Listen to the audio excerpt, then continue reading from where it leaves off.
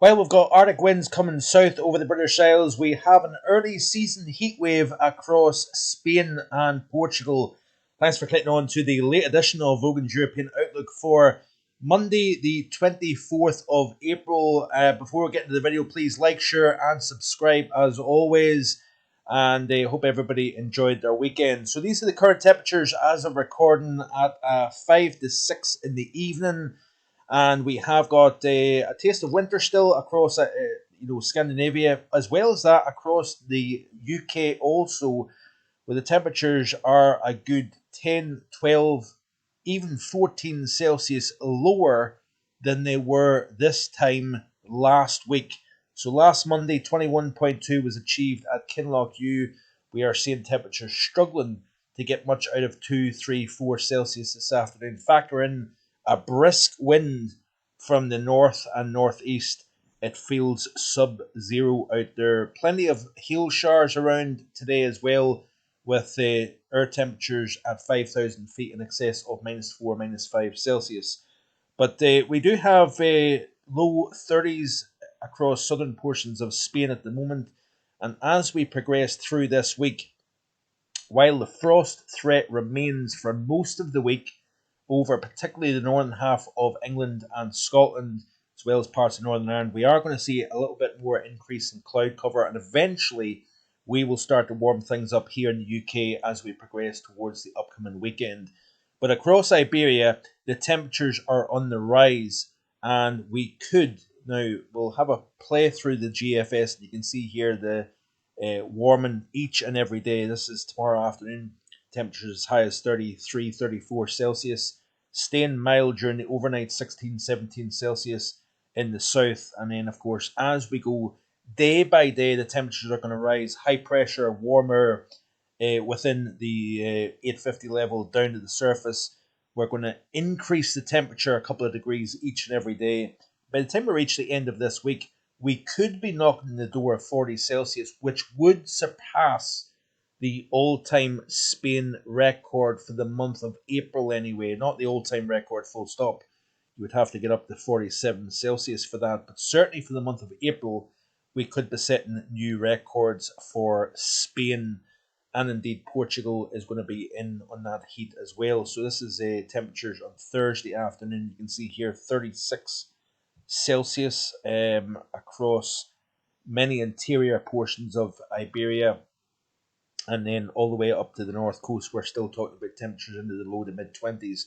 So nice and warm across this region here. Don't know if anybody is taking an early season holiday down in Iberia. Certainly, if you are, or you're an expat that lives down here, you will certainly be talking about running the AC, and it really will feel distinctly cold out there, that's for sure.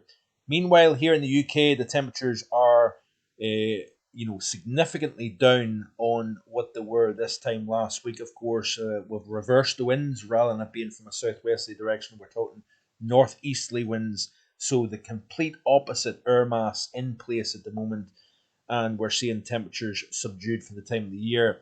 But let's have a look at the temperatures across the UK at the moment here, and you can see that we do have, if we get the right chart, it will always help, won't it? So this is the current temperatures as of recording. So we've got 4, 6, 7 Celsius, 5 Celsius up at Altmahara, even down across the heart of England. We're only talking about 6s and 7s, as you can see here. 12, so slightly milder still on that south coast. We've even got a 13 here at Plymouth and Devon. So the milder clinging on barely to the south coast.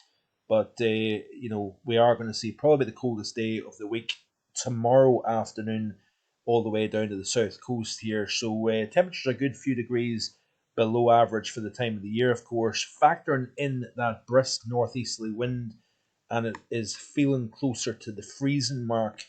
We've got 4s and 5s through the Midlands, parts of Wales. We're seeing wind chill here of only 2 Celsius, or 1.7 Celsius actually. Spedia Dam in Northumberland feeling like 1.3. And then, of course, as you get further north, Dice Airport is feeling like -1.3. we're talking about minus 0.2 at the Loch Liscarnock. I actually just happened to pass Loch Liscarnock there this afternoon, and there was plenty of snow and hail showers around. In the sun, feels quite nice. In the wind, however, it felt very, very chilly indeed, and nothing what you would expect at this time of the year. That being said, it's not overly uncommon to see cold snow showers in the air at this time of the year. So it's going to remain over the next couple of days still fairly cold for the time of the year. By nighttime, clear skies, lighter winds. We're going to see the temperature drop below freezing for many. And if we look at the current setup, this is over the overview chart of the GFS. Plenty of snow showers rattling in on that northerly wind. We've got an area of low pressure. We've got some heavy, persistent rain, thundery rain at that, especially in some of those heavier sails. As we play through the next few days, what we're going to see is we're going to lose that system. So that northerly wind is going to drag Arctic air all the way down to the south coast of England. You notice here the very bottom left-hand corner of this chart here, you've got a frontal system that will eventually start to move its way into the southwest of Ireland, southwest England, Wales, eventually start to spread north. And what that's going to do is it's going to start to replace that Arctic air overhead with something a little bit milder from the southwest. Now it looks as if the warm up that was expected this upcoming weekend looks as if it's going to be a little bit tamer than what was initially expected. I thought we were going to get a surge of warmer conditions, but we may still, by the time we reach the upcoming weekend, still be talking about temperatures with sunshine of 18, possibly 20 Celsius. And like I said in yesterday's video, if we do not surpass 21.2 Celsius in the UK before we reach the 1st of May, that would be the UK's coldest maximum for April since 2016, believe it or not. So quite interesting actually when you think about that. Certainly the legacy, as I've said many times before, the legacy of the SSW, the phase 8 of the Manchulian Oscillation, is continuing to delay the onslaught of spring here in the UK and indeed Ireland. So as we continue to play through, we are going to continue to see that those snow showers moving from north to south across the north. We're going to get a little bit of a fresh covering, say really above 3,500 feet. In the showers, we'll see the temperature dropping from say 6-7 Celsius right down to maybe 2 or 3 Celsius. As that air within the downdraft, within that shower, the column transports that cold from the mid levels of the atmosphere down to the surface. So therefore, you're almost forcing the cold from aloft down to the surface. That's why you see these quite significant drops in temperature underneath these showers. Then out of the shower with sunshine, you get that response, that rebound in temperature back up to what they were previous. But of course, as we lose the northerly wind, particularly so into tomorrow morning and Wednesday morning, even Thursday morning, with clear skies and light winds, cold air aloft, we are going to see the temperatures dropping off quite a bit. But all the while, as we progress through this week, you notice here that frontal system starts to edge its way into Ireland, into the southwest of the UK here. It looks as if it becomes a little bit more fragmented as it does so. So the energy associated with that frontal system is not going to have a lot of moisture with it, but what it's going to do is it's going to enhance the instability within the atmosphere and increase the shower activity across the board. But what it is going to be more significant about this is it's going to be starting to introduce slightly milder air within the middle levels of the atmosphere. So therefore the surface temperatures are going to start to recover 12, 13 Celsius, tomorrow afternoon on the south coast, southwest England. By the time we reach the end of the week, we're going to start to see those temperatures warming back up. Mid to high teens is likely. Going to be a little bit of a delay in that milder air reaching all the way up into Scotland. I think we're going to hold on to below average temperatures all the way through to the upcoming weekend here across more northern areas of the British Isles here. So really Spain is the place to go if you're really wanting proper heat over the next few days.